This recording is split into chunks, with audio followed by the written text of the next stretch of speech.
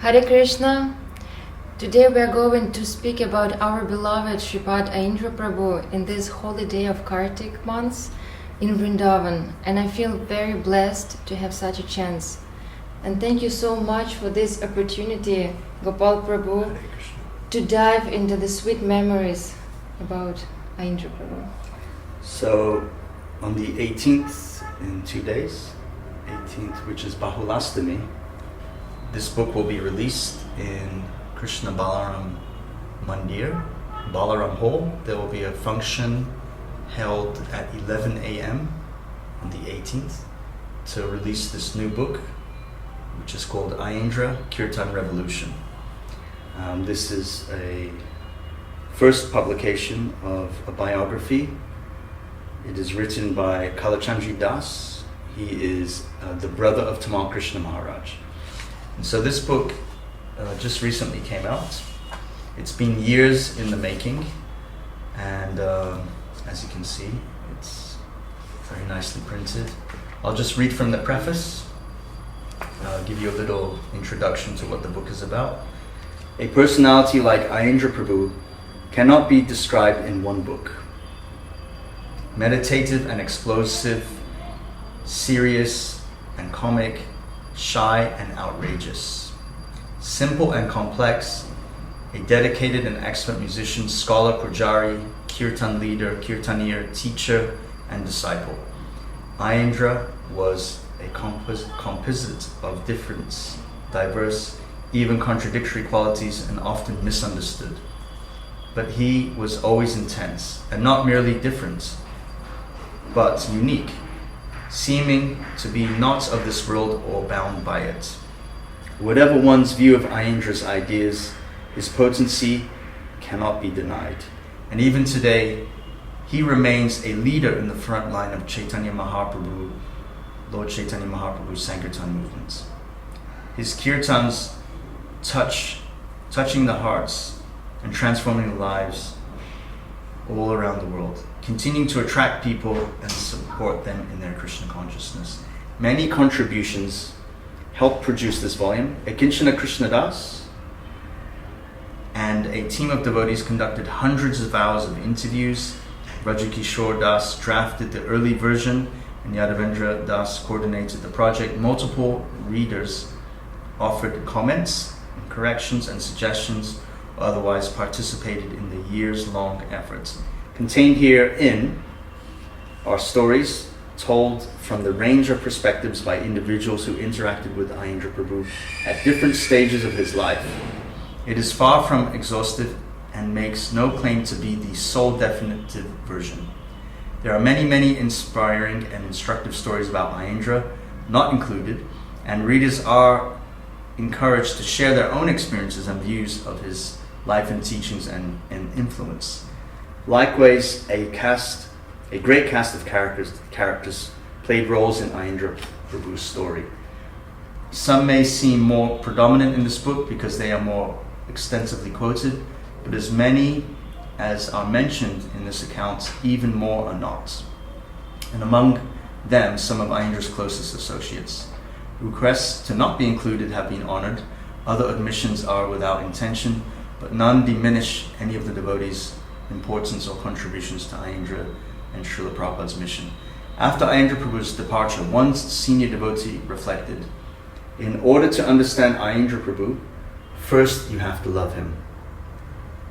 It is my hope that this volume will help readers get to know Aindra as a person and as a devotee and come to love him, and gain a clearer vision of him as an exemplary of dedication to chanting the holy names in Kirtan and Japa, maintaining one's spiritual vows, following the instructions, and remaining faithful to the spiritual master, reading books by Srila Prabhupada and the Vaishnavacharyas, serving Srila Prabhupada's society, and re-establishing the practice of Harinam Sankirtan. In service to and for the pleasure of the Vaishnavas, I beg the readers forgive any errors or offenses and humbly offer this volume at the feet of their lordships, Sri Sri Radha Shyamasundar, who daily cast their magnificent glance and bestow their blessings upon the dedicated participants of Sri Sri Krishna Balaram Mandir's 24-hour Kirtan. Kalachandji Das. So that's the Prabhu who has authored this book. It contains some interviews, as he mentioned, by Kṛṣṇa Prabhu. Kṛṣṇa Prabhu had actually interviewed Aindra Prabhu in person while he was present, and asked him many, many different questions, and that is used as part of this book. And Kalachandji has also taken other past interviews with many other different devotees and has kind of compiled and written this book. As he mentions, there will probably be many other books in the future to come. Some of the closest associates of Aindra Prabhu, some of them only shared very little, if not so much information. It's a very close subject to their hearts. So maybe in the future they'll also share their memories in their own books, like Ram Roy Prabhu, who was in New York doing the Yuga Dharma. Ram Roy Prabhu, senior brahmachari, very close associate of Aindra Prabhu. He is currently in New York City. So any devotees, I'm going to take this opportunity, any devotees around the world who want to participate and join in the Yuga Dharma, if you're in America or visiting New York, Brooklyn Temple, he's based out of there, which is also part of Aindra Prabhu's history discussed in this book.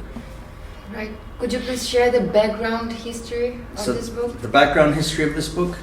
In 2010, Aindra Prabhu left this world, unfortunately, departed to Goloka Dham, and thereafter I was requested by the temple president to manage the department. And somewhere in 2011 I was approached by some devotees who had been in contact with Ram Roy Prabhu in New York, and they had communicated with him expressing the need to compile a book about Aindra Prabhu. And of course, His Holiness Giriraj Swami has written a book called A Million Moons. And that book also glorifies many senior Prabhupada disciples who have departed this world. And he had mentioned Aindra Prabhu's name in there and had encouraged that hopefully someone will write a book about his memory. So from the time of 2011, there was a discussion group that was created, and with the advice of the group and the committee, we started to collate and bring together all of this information. A draft was compiled by Braja Kishore Das, and then later Kalachandji Prabhu completed the book.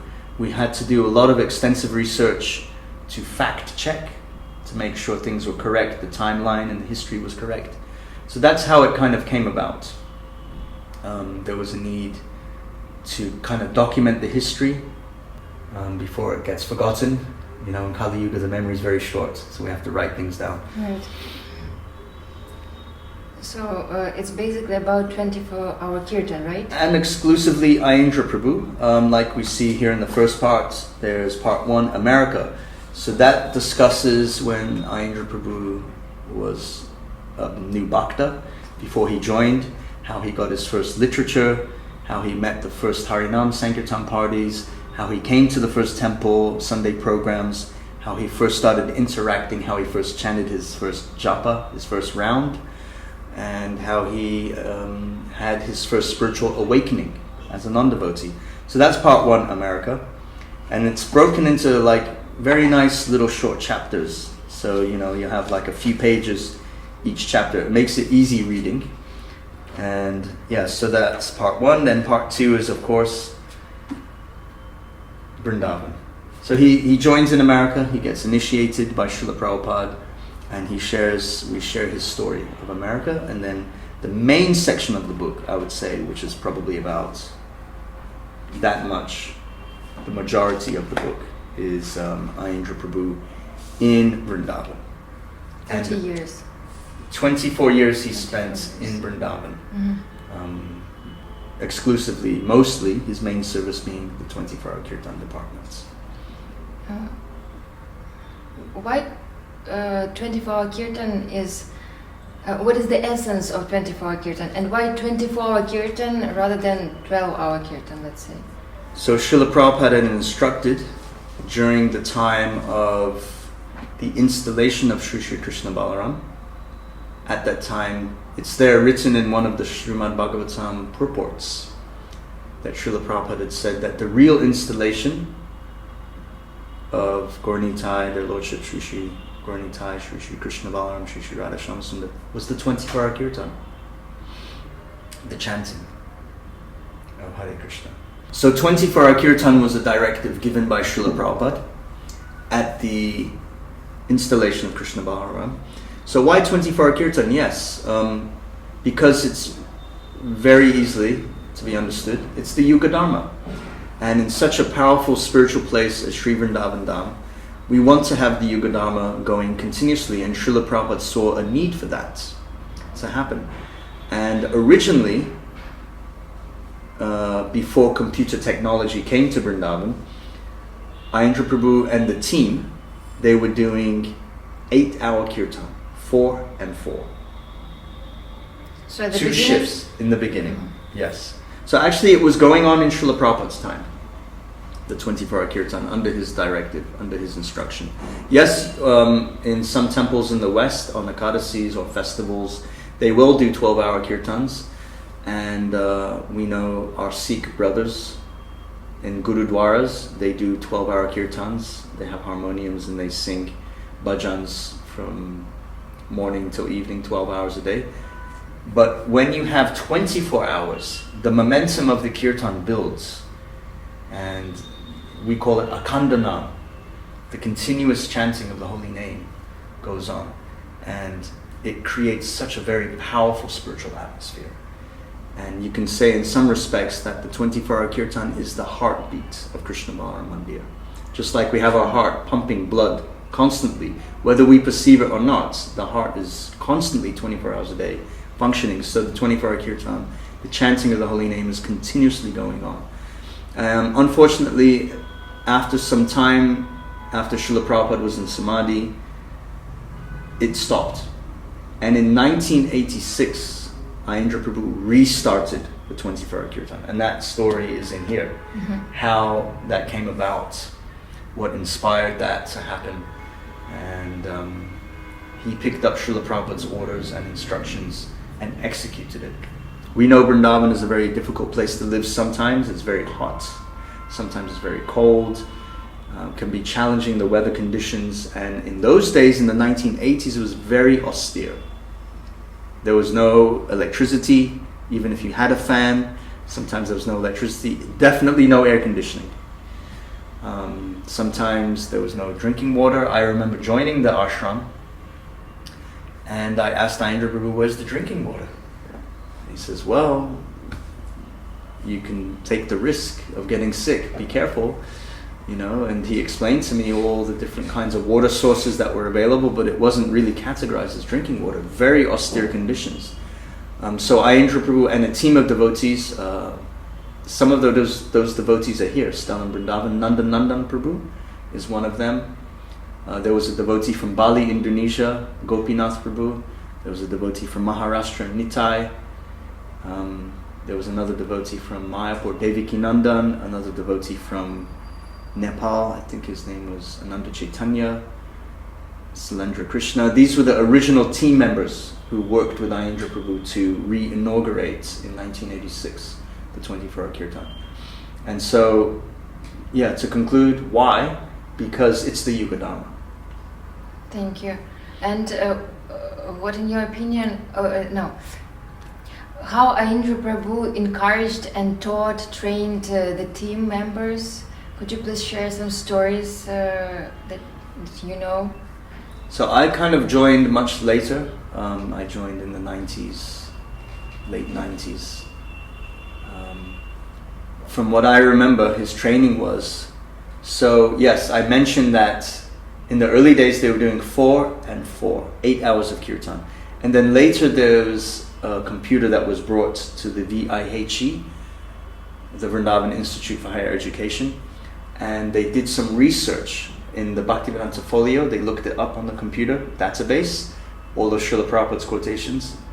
And he very clearly says 6 hours of kirtan, 3 and 3. So the shifts, Aindra Prabhu would train the men how to exclusively, first of all, be on time for their shift, and most of all, to chant purely for the pleasure of Krishna. To chant in such a way that we are pleasing Lord Chaitanya Mahaprabhu, that we're pleasing Gaura Nitai, Srila Prabhupada, the previous acharyas, and Krishna Balaram and Radha Shyamasundar.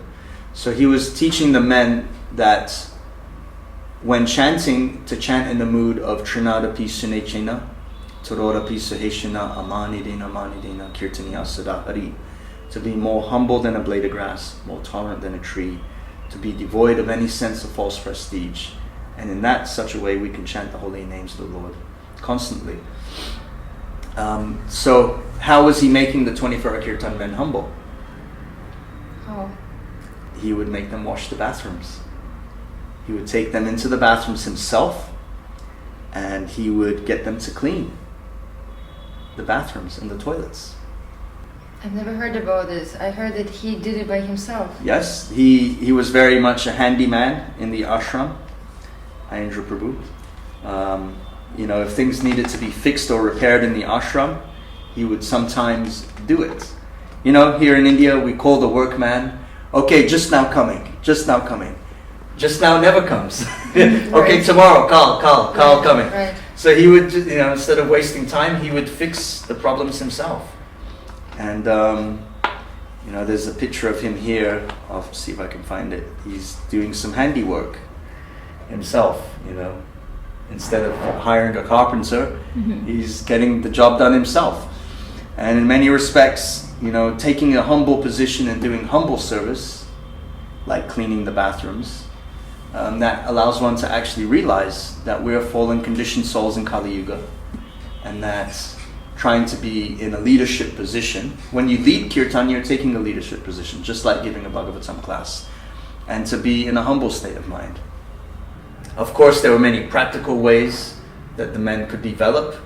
So musically, learning the proper tal on kartals, the proper beats and rhythms, mridanga. It wasn't necessarily that 24-hour Kirtan was a training platform for musicians. He invited many devotees to join in the Kirtan and participate. But those who lived in the ashram had to have some basic proficiency in kartals and mridanga at least. And later, as explained in the book, somewhere around the mid-90s, the Vrindavan Mellow recordings were released, and many devotees started to join. Also many Russian devotees, Ukrainian devotees, they started to join the ashram, and Aindra Prabhu referred to them as the backbone of the 24-hour Kirtan. The backbone, yes. And so his mood was to allow everybody to participate and to join in, but he did not like and he didn't tolerate people being very proud and arrogant and puffed up and showing off. He didn't like show-offs, leading Kirtan in some kind of way that was not pleasing to Krishna.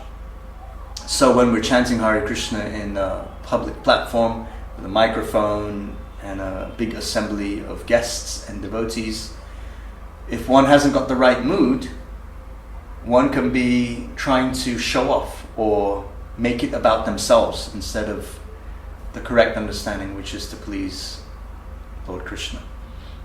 So what was his reaction to such kind of leading Kirtan? Oh, he would chastise such individuals. He would, in a mood that would be to help them. And they would understand that. He wasn't doing that chastisement out of arrogance or I'm a senior devotee and you have to listen to me. He would try to encourage people to come to the correct path. So the 24-hour Kirtan devotees, they would attend Mangalarti, attend the full morning program, chant their 16 rounds, following the 4 regulated principles. The only exception was devotees who were on the night shift between 10 p.m. and 1 a.m. Two men were allowed to not attend Mangalarti because they were up all night chanting. But of course the next shift, 1 a.m. to 10 a.m., that leads into Mangalarti. So he really encouraged that devotees who lead Kirtan have a high spiritual integrity within themselves in their own conduct and practice. And of course, in correcting devotees, sometimes he could be a little fiery,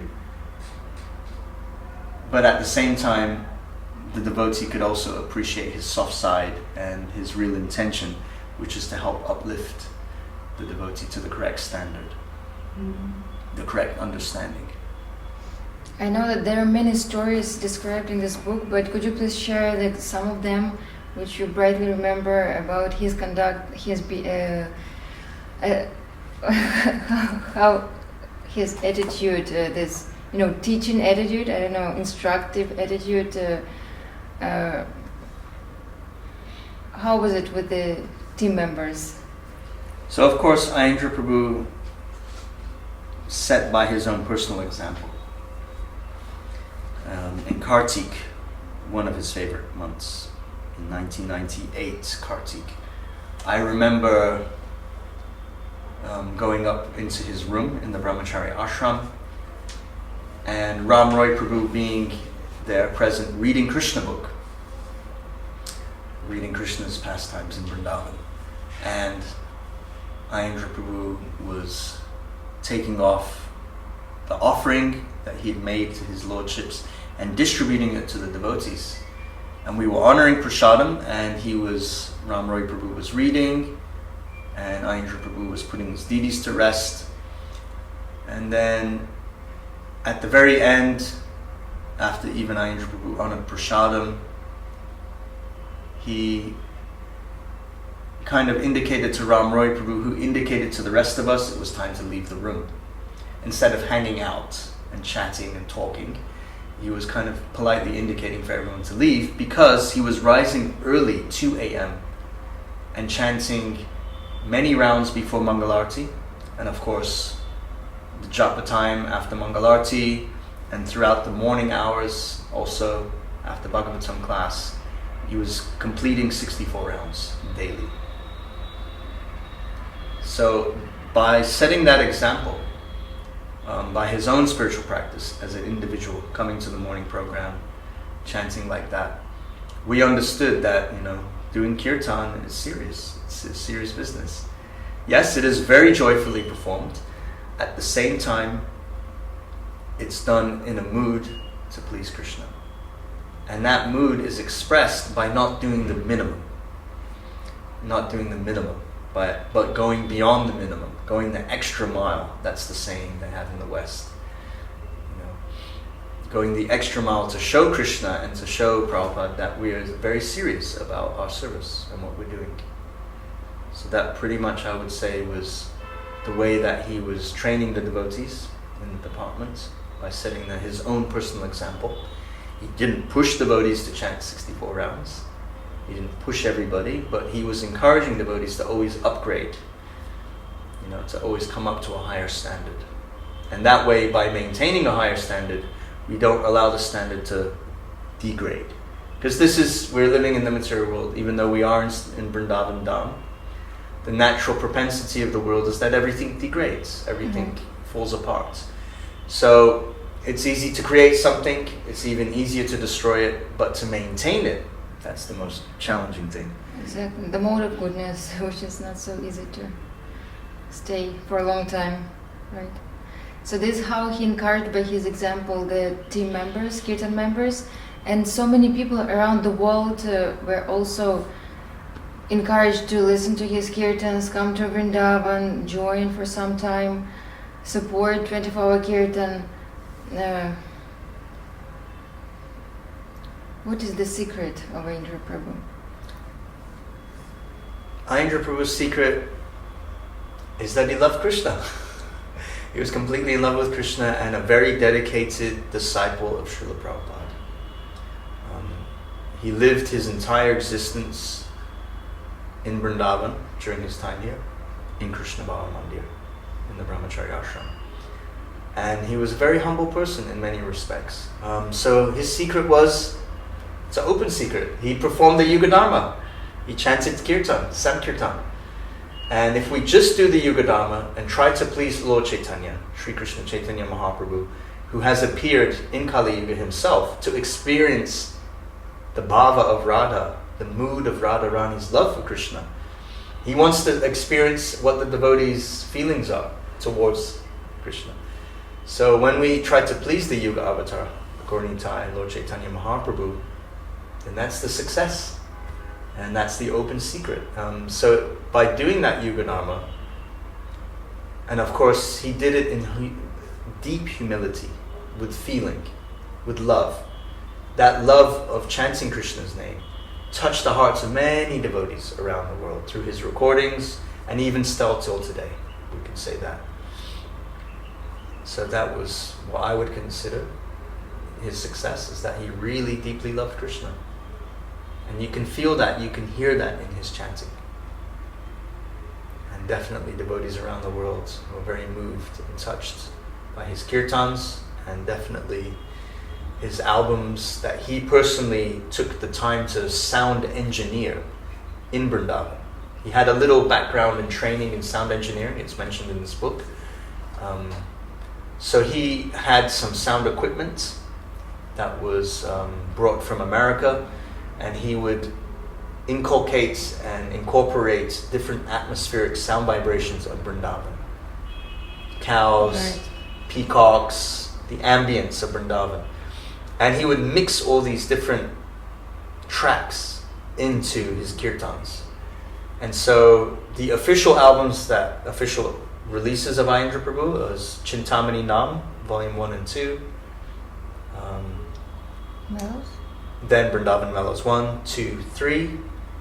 And then there's a smaller album called Kirtanas Are Bhajan. And then Prayers to the Dust of Braja and Braja Vilas, Part 1 and 2. Many of those are up on social media platforms you can listen to. Previously, in those days, it was cassettes, and then later CDs. And that really reflects the mood and the atmosphere of Vrindavan, and of course, Aindra Prabhu's heart. There are so many albums and kirtans. How long did he work on them? Oh, one album could be 8 months, 6 months to 8 months, sometimes a year. Perfectionist. He really wanted the sound to be his best sound quality as possible, and he really wanted it to be properly expressing the mood of that particular raga, of that particular kirtan style. And of course, sound engineering in India is not always so easy. There's always a lot of background noises in India, cars beeping their horns and traffic sounds, and so he would stay up late at night to do these recordings. And he put hundreds of man hours, hundreds of hours into editing, into correcting. And of course, in those days, in the 80s and 90s, there was no generators. There were no battery backup systems. So sometimes he could be working for hours on an album, and then the power would cut, and it would all be lost. Oh my God. And he'd have to start the whole process again when the electricity would come back. And even he would try and time and figure out when the electricity would be most stable, and work on sound engineering in those hours. I think later on, in the like mid to late 90s, one very kind devotee allowed him to use his apartments in the MVT for sound engineering because they had a generator backup system. But yes, a lot of sacrifice and austerity has gone into producing those recordings. Of course, there are a lot of live recordings that devotees would just put their microphone and record, but Aindra Prabhu particularly liked those albums that he released. He said that was his mood and that was his standard that he was portraying to the devotee community. So many hours of work on the albums, 64 rounds daily. He basically didn't sleep. Of course, his deity worship. Yeah, I would like to talk about it later. Yeah, but so he maybe slept a few hours a day. Yeah, you could say on a good day 4 to 5 hours at the most. But he was fully absorbed, and that's what life in Vrindavan means, to be fully absorbed. One can live on the surface of the Dham, but to really go in deep and to really appreciate the mercy of what Vrindavan has to offer, one must be fully absorbed as much as possible in the process of devotional service, the 9 limbs, Nava Anga Bhakti, Shravanam, Kirtanam, Vishnu Smaranam, Archanam, Dasyam, Sakyam, Atmanivedanam, Pancha Anga Bhakti, associating with the devotees, worshipping the deities, their lordships, Srimurti Seva, Bhagavat Shravan, hearing the Srimad Bhagavatam class, Dham Vas, living in the holy place of pilgrimage, pastime place of the Lord, and chanting Hare Krishna. These are the 5 most potent of the 9 limbs of bhakti. So even if Aindra Prabhu was doing the projects of 24-hour Kirtan, managing the ashram, taking care of devotees, training them, chanting his japa, worshipping his deities, sound engineering, every weekend he would go on the altar and do Srimurti Sevaya. He would dress their lordships. Every weekend? Every weekend. He was invited by Mukunda Dada Prabhu, and especially Saturdays and Sundays, sometimes Janmastamis, Radhastamis, festival days. You know, he was a trained pujari. When he was in New York, that's also explained in the book. Later, he joined in Washington, D.C., and then he was a pujari there. He was trained in Washington, D.C., and then later he was in New York, Temple, Brooklyn. And he also learned how to dress Radha Govinda, their lordships there. And so, back in those days, there was always a need for pujaris.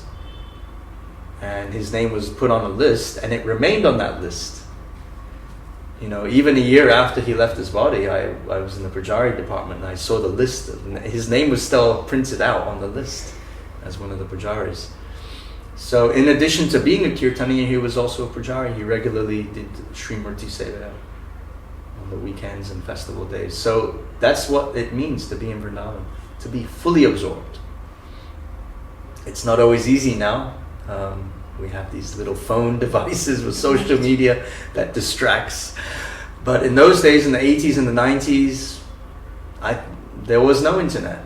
You'd be lucky if a telephone worked or a fax machine, you know. So it's a little bit more challenging now with modern technology distracting us. So really to be in Vrindavan means to fully absorb in these 9 practices of bhakti. And that's what I can honestly say is Aindra Prabhu in his life.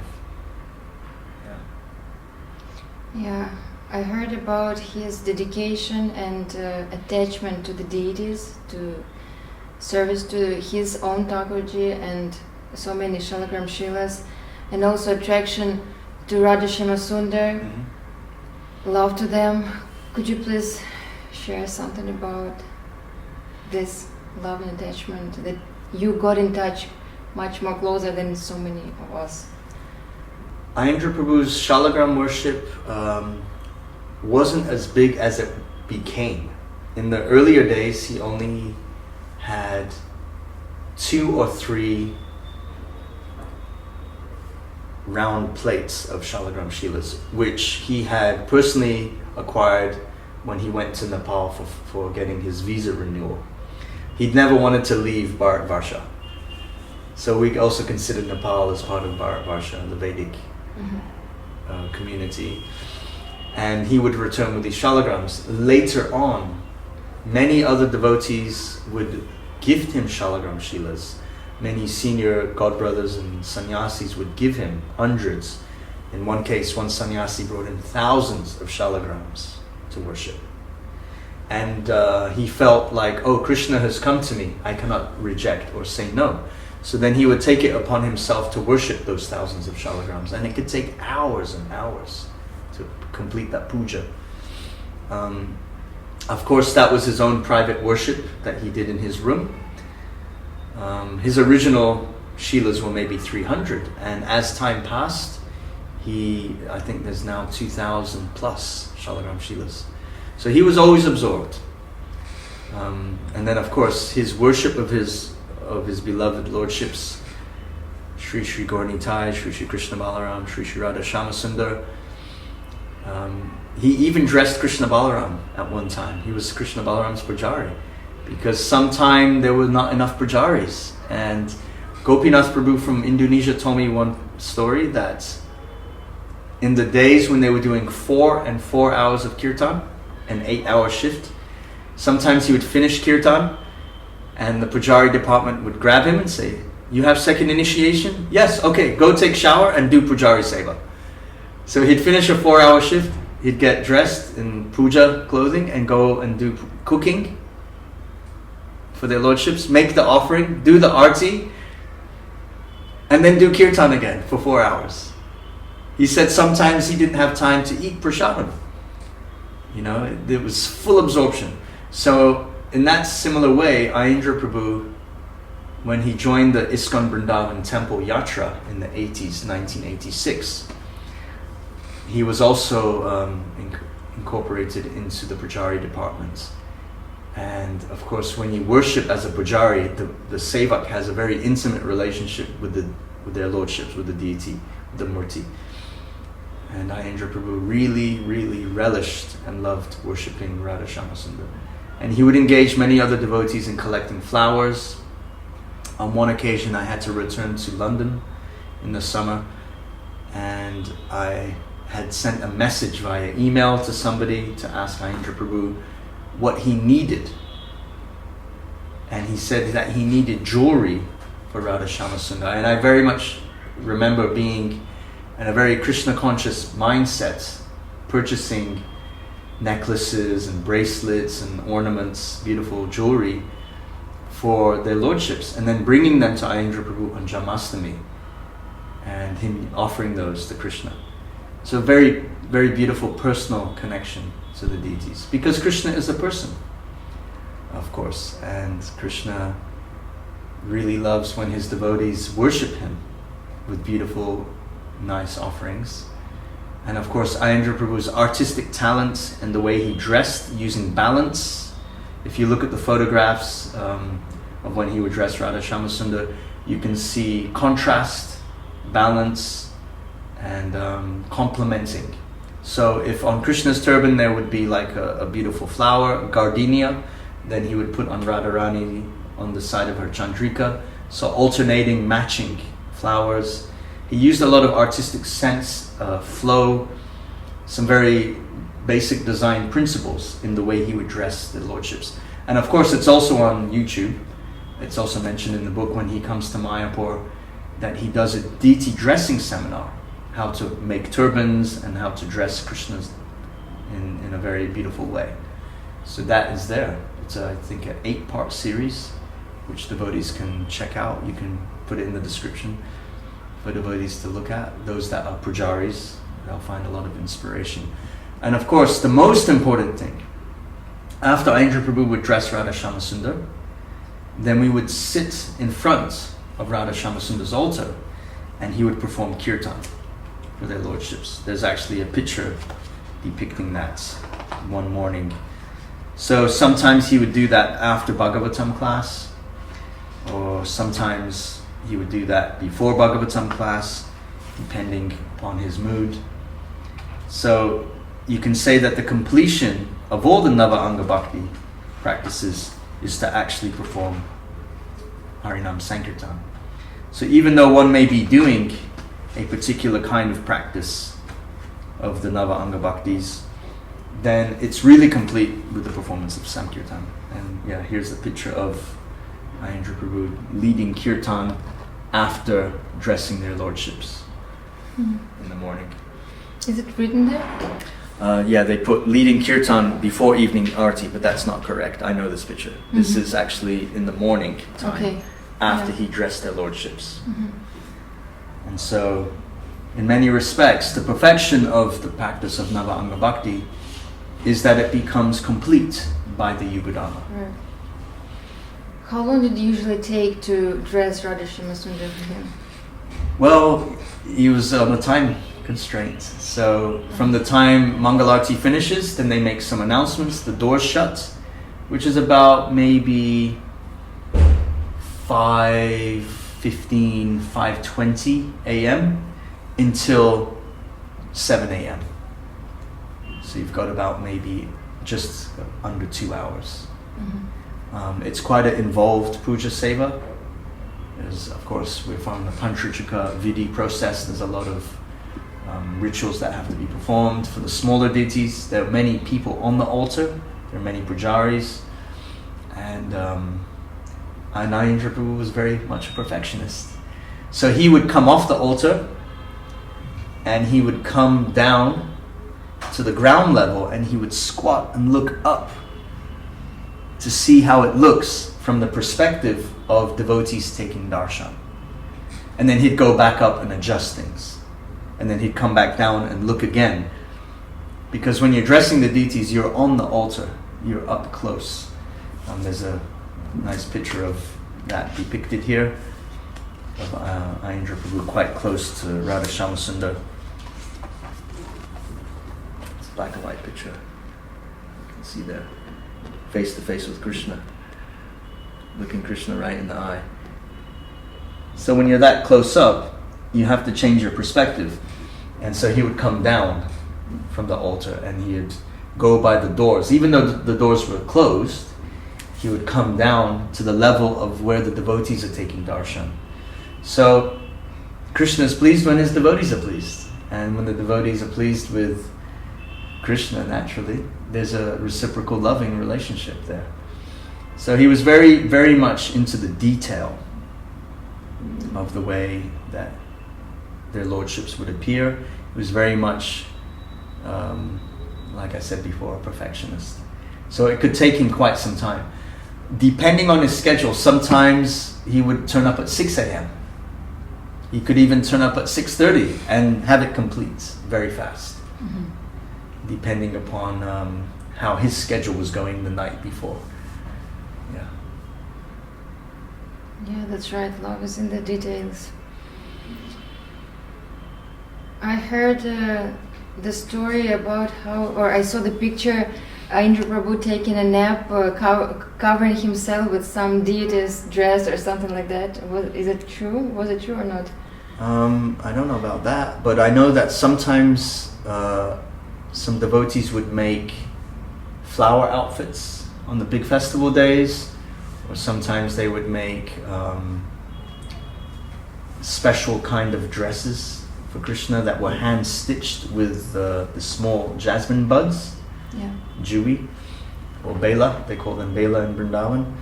And on one occasion somebody brought them up to him and gave them to him as Mahaprasadam. And it says in Nectar Devotion, Bhakti Rasamrita Sindhu, that we must wear garlands that have been offered to the Lord. You can also wear cloth and clothing that's been offered to Krishna. It mentions that this is called, it's Mahaprasadam, or the Tadiya of the Lord. And I believe there was one picture where somebody had given him, Radharani's dress or Krishna's chadar, and he put it over his head, or he wore it on his chadar, like on his shoulders, like that. So yes, he had a very intimate connection to his service, a very personal relationship with their lordships. And on many occasions, even if his health wasn't so good, or he was giving other people an opportunity to lead Kirtan, then like here in this picture, we see he would just stand on the railing in front of Radha Shyama and chant his japa for hours sometimes, just staring at Krishna. I highly encourage everyone to do that. I mean, in the month of Kartik, it's a little busy, you might get pushed, but in the off-peak seasons, it's very wonderful to just stand in front of their lordships, Krishna Balaram, Gaurnitai, Radha Shyama, and just chant Hare Krishna, the Mahamantra, looking at their lordships. True. It's a very deep, intimate, personal connection. Helps to be much more focused, right? Absolutely. And it's also considered that by chanting in front of the deity, the Murti, you get the full benefit of your chanting. Makes it more personal. It's fully reciprocal. Yes. I wonder, you mentioned when he was sick, how he managed to do his seva and other things, because I heard he got seriously sick sometimes. What happened then? When he was seriously ill or hospitalized, then of course other devotees were given the opportunity to serve his deities, only those that he trusted, very close associated devotees. Sometimes if it wasn't a major sickness, he would just take some kind of paracetamol or painkillers and do his service and then recover later. I remember one time, as now in Vrindavan Kartik, the season is changing. Autumn is really coming in strong. It's getting cooler and cooler each day. There's some flu viruses going around. I was struggling with my health one time and he just said, Prabhu, take some medication, do your service and rest afterwards. So he never missed the service. I would say out of the 24 years in Vrindavan, 98% 8% of the time he was present in his service. 2% of the time you can say he had some, medical issue with his body and he was not capable of performing his service. There was one occasion where for about 8 to 9 months, a doctor had advised him to rest his voice, otherwise he would lose his voice completely. So he had another devotee leading and doing Kirtan in his time service, and he rested in his room, but he chanted 64 rounds every day. And that was quite essential for the longevity of his service to sing Krishna conscious Kirtan. But even his deity worship, he never failed to do that unless he was hospitalized, which was also a very rare occasion. Very determined person, and really, really had a lot of love and feeling for Krishna. Yeah, that helped him to manage his weakness of the body and... Well, some of the brahmacharis, we would take care of Aindra Prabhu, especially when he was sick. What did you do? I would have to call a taxi and drive him to the hospital and arrange the appointments for the doctors. Sometimes he was very stubborn, he refused to go to hospitals, so we would have to call the doctors to his room. Of course, that was only a few occasions, and those occasions were when he would be doing like 3.5 hours of kirtan. I remember particularly one Radha Ashtami where he performed 3.5 hours of continuous kirtan without break and without drinking any water, and he extremely dehydrated. And that was quite difficult for his body to manage, and he had some further complications from that dehydration. I tried to get him to go in the car to go to the hospital. He refused, so we had to bring a doctor to his room, and the doctor had to administrate his medicine and give his prescription to him in the room, and then we would have to try and take care of him like that. And it wasn't so often he got sick. He was a very strong body, Aindra Prabhu, very strong frame, quite built. So he didn't really get that sick a lot of the time, as many visiting Western devotees. They get quite sick in Vrindavan. It can be very challenging to the health, but somehow he was very robust, and he could just execute his devotional service without any difficulty. How do you feel 24-hour Kirtan would be now if Aindra Prabhu was physically present? If Aindra Prabhu was physically present nowadays, I feel the 24-hour Kirtan would be a lot more glorious, a lot more powerful. Of course, it would attract a lot more devotees to join the department. His physical presence brought a lot of purity, and of course I also feel that he would be very happy if he was physically present nowadays. I think he'd be very happy to see that it's continued, that it's gone on, especially under the current management of Govinda Prabhu. And I feel he'd be very happy to see that many devotees are performing kirtan and doing their own 24-hour kirtans around the world. It's become quite a normal thing to do when there's a festival or a gathering of devotees. At the same time, I definitely feel he would want to see devotees coming up to a more higher spiritual standard of practice. And I'll just take that point and read something that he's mentioning here as part of an interview. Prabhupada had stated, "But purity is the force. Purity arose from sadhana, and its essence was attentive chanting of the Hare Krishna Mahamantra." Prabhupada's program, especially in the beginning, was based on Nam Sankirtan. Aindra later stated he never advocated that Bhakti distribution should be nearly total exclusion of Nam Sankirtan, that one had taken precedence over the other. It is this Sankirtan which is the life and soul of our movement. Srila Prabhupada had written, Shrutadev, Sankirtan and Bhakti distribution should go on side by side, in parallel lines. He wrote to Govinda Dasi, and I'm always glad when these activities are increasing, and my pleasure is always increasing. The idea of Brihat Kirtan, seems to indicate that book distribution takes precedence over Nam Sankirtan. Aindra continued, but you have to carefully understand the whole meaning. Book distribution and Brihat Kirtan is the sense that the words in the book have greater audibility and that they can reach a larger audience. Nam Japa gives us the power and the purity to be able to propagate Krishna consciousness in a real way. Similarly, Nam Sankirtan may seem to have a more limited range of effect than the distribution of the book, but the truth is that Nam Sankirtan empowers individuals to change the world. It is the Yuga Dharma. So, Yuga Dharma, chanting Hare Krishna, of course the study and distribution of Srila Prabhupada's books and Yuga Dharma go together, side by side. So I feel that if Aindra Prabhu was physically present, he would really encourage our devotees to do that a lot more. Also to read Srila Prabhupada's books. Srila Prabhupada's books are his ecstasies. And Aindra Prabhu spent many, many hours studying Srila Prabhupada's books. He knew Srila Prabhupada's books inside and out. Till the end. Yes, he could quote exactly places in Srila Prabhupada's books where he could reference.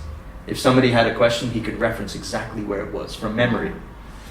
Yes, he was also reading and studying other books of the acharyas, of the Goswamis, only in context and relationship to where it's mentioned in the Chaitanya Charitamrita by Srila Prabhupada. Mm-hmm. And so I definitely feel that if Aindra Prabhu was physically present, he would want to see the devotees reading more of Srila Prabhupada's books, and I can only say that for myself personally, studying more of Srila Prabhupada's books, getting a deeper sense of what it means to chant Shuddhanam, the pure holy name, which he mentions is by attentive chanting, and becoming, upgrading higher, stricter levels of sadhana. And of course, we have personally had the example that in our Krishna Balaram temple, that as the kirtan becomes more blissful and ecstatic, that in the back of the temple they have a bookshop. The devotees who sell the books, they tell us more people buy the books, the more they're dancing and chanting in ecstasy in our kirtans. So I would definitely say that even though Aindra Prabhu is not physically present with us, his bhava or his mood is very much prevalent within the 24 Kirtan departments at the current moment. And we encourage all devotees to come and participate and join in. You don't have to lead the Kirtan. There are specified devotees who do that as their service, but one can come and support by chanting along with us and engaging 24 hours a day. Of course, there's some restriction on the night Kirtan for security reasons, but during the hours from 4 a.m. till about 9 p.m. is open to the public.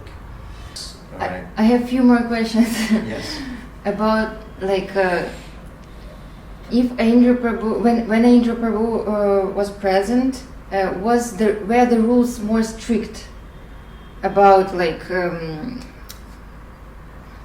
about everything in Kirtan, and now maybe it's less strict, and who control, how it's possible to manage it and control? Well, Aindra Prabhu in the 80s and the 90s, definitely we can say that Vrindavan was a very conservative place, very strict and conservative environments. Over the years and more recently, Vrindavan's become a very popular place.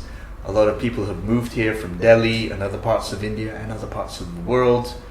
And there's quite a wide range of different opinions and ideas going on in the temple and around the temple. However, Aindra Prabhu and the department still tries to maintain a level of strictness. Of course, it's very difficult now because so many people are coming, which is also glorious, but it's difficult in the sense that there's not much space to sit. And so sometimes the women Matajis get a little bit too close to the men and the Prabhus. So in Aindra Prabhu's time, there was definitely more of a clearer understanding that these are brahmacharis, please respect their service and their ashram, and we also respect the Matajis and their ashram. There wasn't so much intermingling. I've noticed that nowadays. Of course, you can say that some devotees have developed a little bit of a style of singing too much alaps. What's it? Alap is like a kaval style of singing where the mantra can be disconnected if it's done too much. It's a musical expression. Sometimes Aindra Prabhu would do it only for a quarter or at the most half of the Mahamantra and then return back to the main Mahamantra. And when that style of musical expression was being done, we will all be chanting the Mahamantra continuously. However, that's become too much, I would say, nowadays. I believe he would not be happy with that. He definitely was not in favor of that becoming a normalcy. And I would say that in that respect, he would definitely have a few things to say about how some devotees are chanting. And for sure, there's become a little bit of a fashionable kind of show-off style some kirtan leaders are having. I would not say that that's the current circumstance of the ashram residents, but some of the devotees that live outside of the ashram that come to the temple to participate, they're a little bit too much of an artistic show. Kirtan, Sankirtan is a devotional service. It's one of the topmost devotional services. It's not a show. There's plenty of shows and musicians in the world that are way better. And you can pay a ticket to go and see those performances. But when we do our devotional service to Krishna, we don't show off or try to publicize our bhakti.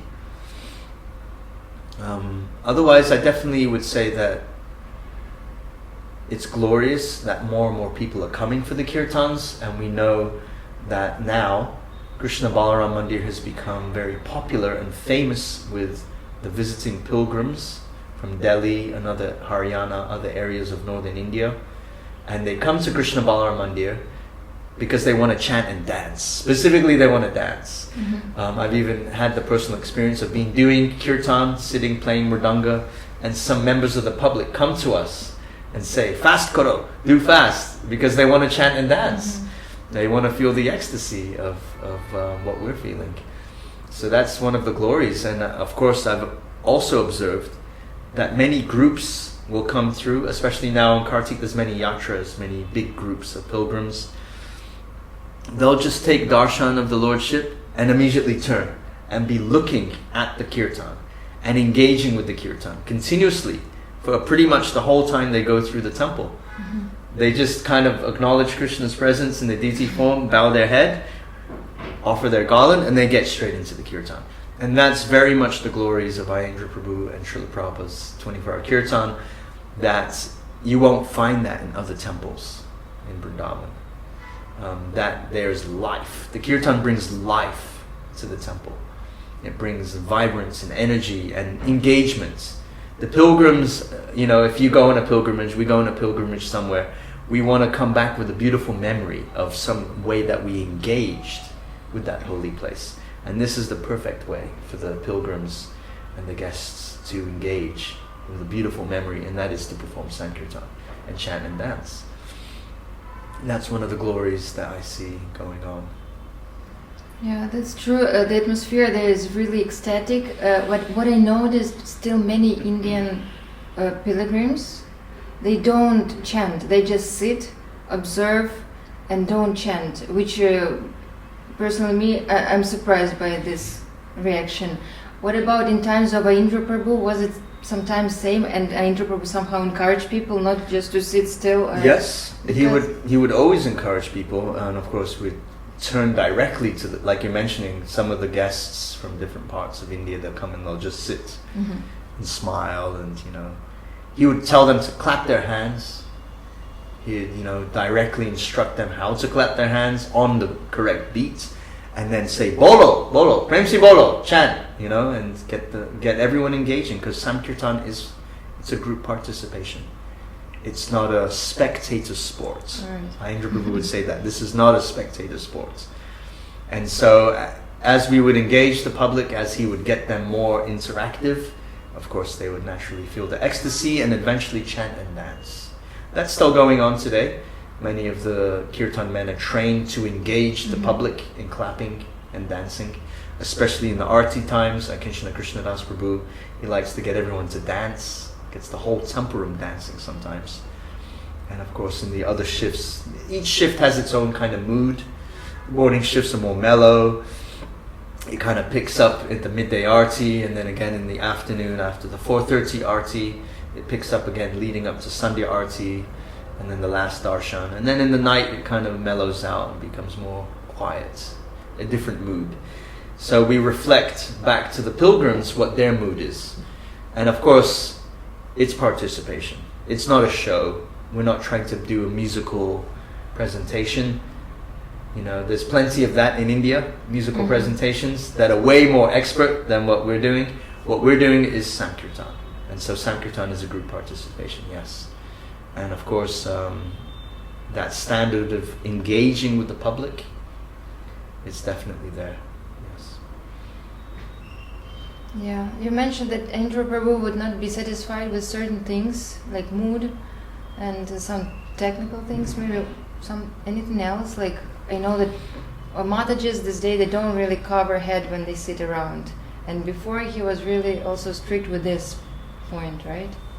Yes, definitely. I don't think he'd be too happy about how the mood has slightly changed with the devotees that are coming from around the world. Of course, the residents of Vrindavan, the devotees that live here all year round, that are not just coming at festival times. We have a kirtan party for the Matajis that's organized in Srila Prabhupada's Samadhi. Very wonderful kirtan group there. They have their shifts and their hours that they do as well. It just seems to be that we have to tolerate during the month of Kartik or other festival times of the year around Gaur-Purnima. We have to tolerate some visiting devotees coming from around the world that not necessarily don't know correctly the Indian culture and how to conduct themselves and behave properly.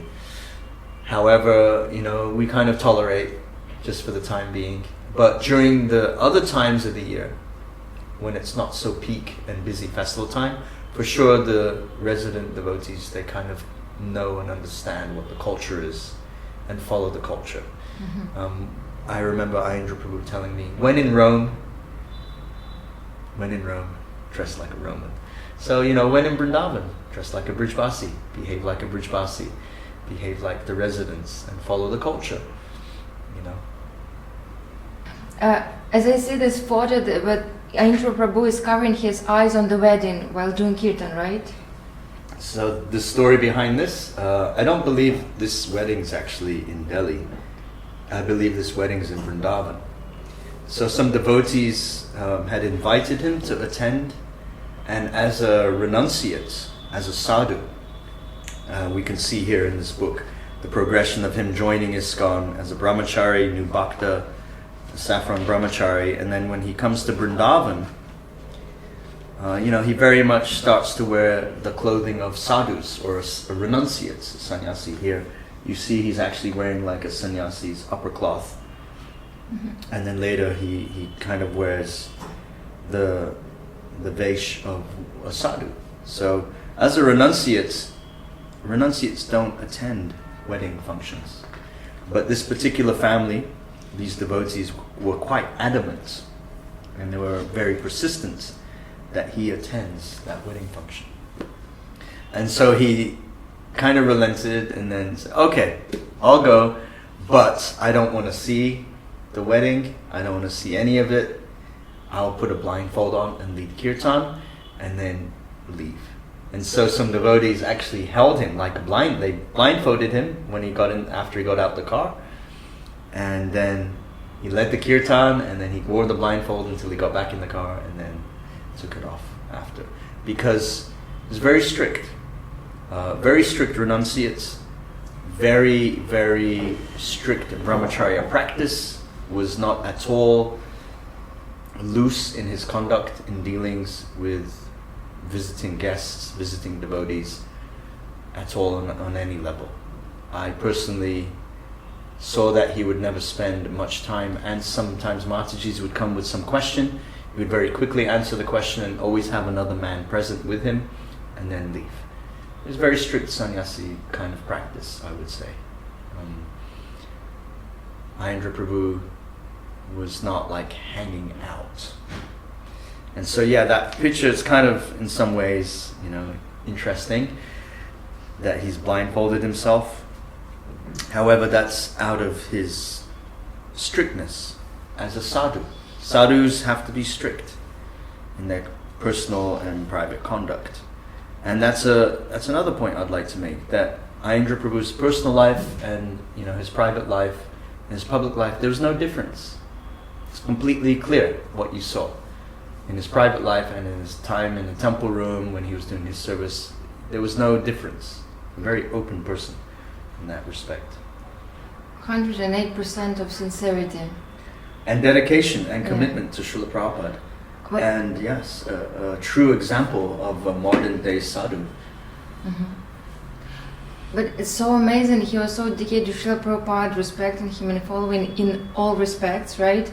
But even Srila Prabhupada, he used to marry his disciples, even the fallen sannyasis, attending the weddings and doing all these things, because of course there was no one to do it maybe instead of him. And Aindra Prabhu, where he got this strictness, this kind of dedication to follow these rules? Well, historically, Srila Prabhupada in the beginning conducted some of the weddings, and then later he stopped doing that, actually. Mm-hmm. And he had his other disciples doing that. And yes, honesty is the best policy.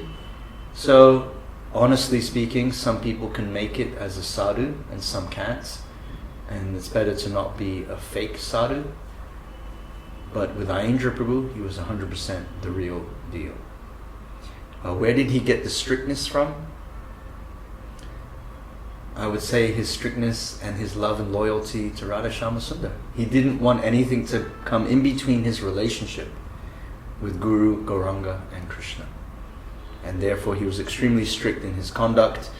He was extremely strict with himself. He would be very kind and compassionate with others, but he would also expect that level of strictness from the residents of the 24-hour Kirtan ashram. Mm-hmm. Those that were living in the brahmachari ashram would have to conform to some level of strictness within themselves, for sure. You would expect that. Very much a conservative person in many respects, but also very open and very open to different perspectives and ways of looking at the scriptures. And yes, his brahmacharya practice was very much strict. And that's what's needed. To really live in Vrindavan, one needs to really be a strict sadhu. Dear Gopal Prabhu, thank you so much for dedicating your time and having desire to share with us all these precious things about Aindra Prabhu and encourage many people to think also more seriously about the goal of life, the way how we can live our life following the example, the true example as Aindra Prabhu was, which encourages me a lot, and it's a great blessing. Thank you. Well, the greatest blessing Aindra Prabhu brought was the performance of Sankirtan. So everyone just please take as much time and energy as you can to make Krishna a priority in your life by chanting Hare Krishna, Krishna Krishna, Hare Hare, Hare Rāma, Rāma Rāma, Hare Hare. Yugadama Harinam Sankirtan ki jai. Jai.